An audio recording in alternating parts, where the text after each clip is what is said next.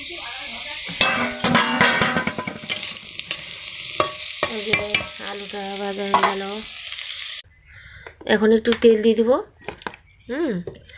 তারপরে হচ্ছে এই যে সয়াবিন, তো সয়াবিনটাকে একটু ভেজে নেব।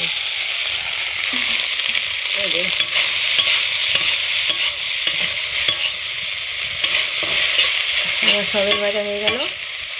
হ্যালো এভরিওয়ান, তো তেল দিয়ে দিলাম, আর এই যে পাঁচফোড়ন তেলে দিয়ে দিলাম, আর হচ্ছে এই যে পেঁয়াজ রসুন ভাজা দিয়ে দিলাম।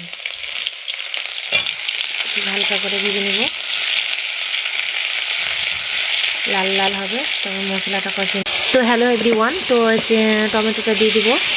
আমি আজকে সয়াবিনের তরকারি রান্না করছি, আর এই যে সয়াবিন আলু ভেজে নিয়েছি, এই যে সয়াবিন, আর এই যে বটুয়া শাক রান্না করবো, আর এই যে বেগুনের সবজি।